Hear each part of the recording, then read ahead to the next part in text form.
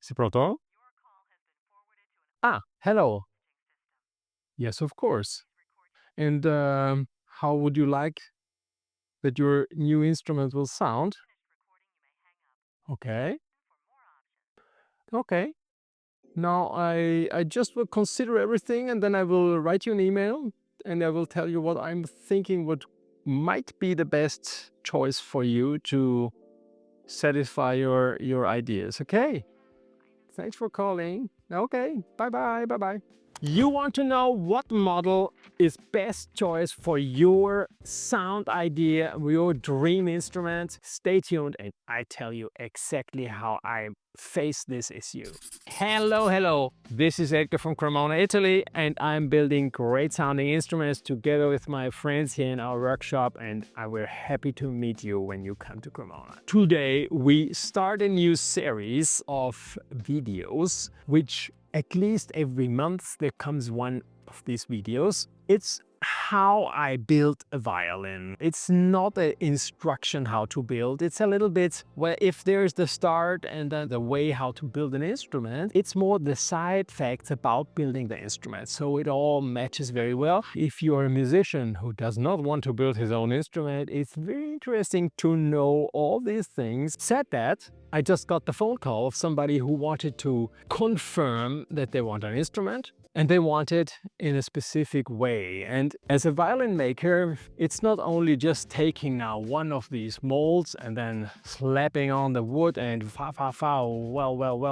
quick. It's also the ability to listen to the words of the other person. Everybody has a different vocabulary. Most of my customers are not mother language English like me even. So the language I'm talking is an English which is a universal English which people in Taiwan, in Japan, in Alaska can understand. If your mother language is English, like Americans English, Australians, they have definitely a different way to describe sound and what they're dreaming of. The ability of a violin maker is not it has to be like this and you have to like it what I do. No, the violin maker has to be able to translate what he hears from his customers and translate it to a personal violin maker's language of sound and understand as much as possible the situation the musician is in. Even if I don't know the instrument of the musician on the other side who is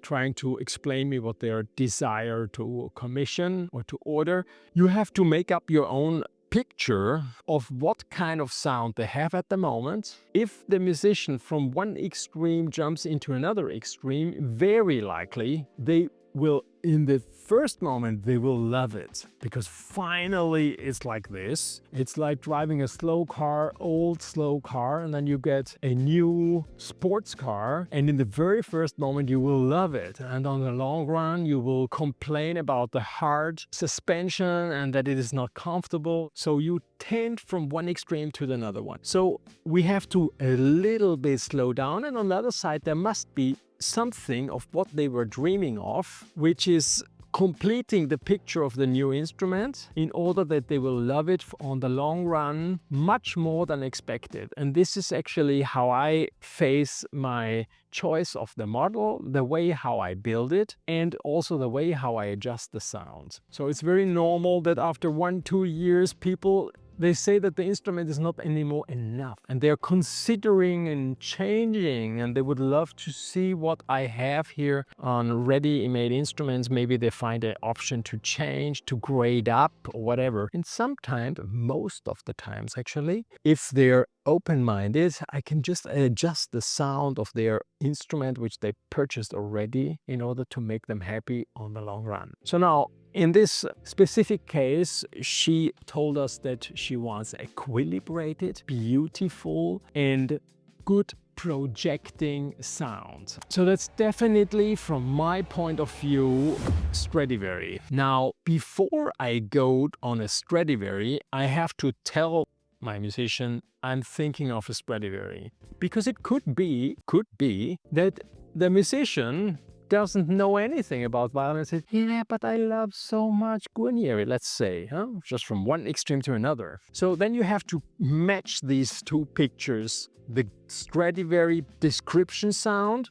plus the Guarneri model. And within the range of Guarneri, you have some models which are a little bit more closer to a Stradivari sound, but still is a Guarneri. So then you have to rather to go a little bit more in the beginning, the first Guarneris, to match this sound idea. On the Stradivari sound, certainly once I get it beautiful and strong and nice projecting, I would probably go, just to be on the right side, 1710, 17 something up to in the golden period, or in the very first beginning when he made his decorated instruments like the Hellier, Sunrise, instruments like that. Next step, once we talked about that and on the request we got by phone, we know already it's a Stradivari, so we need some material, right? And we can't take the first Stradivari. The very beginning of Stradivari was very much leaning on Amati, which these instruments are very beautiful to look at, just like the instruments of Amati, very round, very nicely shaped,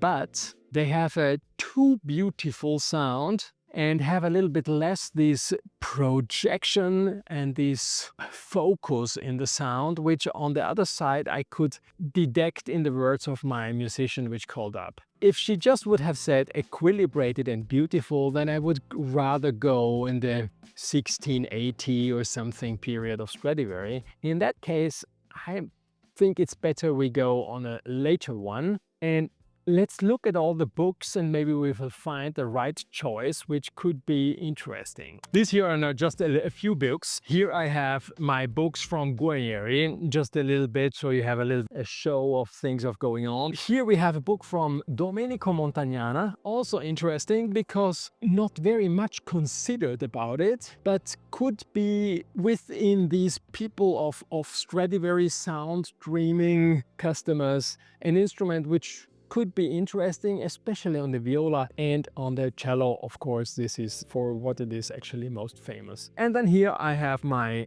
new Stradivari library. These ones, together with these ones from Jost Thöne, I think these are probably the best reliable Stradivari books where you can search, compare the measurements and look for something which is appealing. Said that, I now have to fold page by page, time will pass by, and by the time of the next video I will let you know which instrument I have chosen. By now I would say I stick on it that it will be 35.5 the body length measured over the arching on the back side, okay, and not longer, because if it is longer sound wise it's less good if the instrument is too big.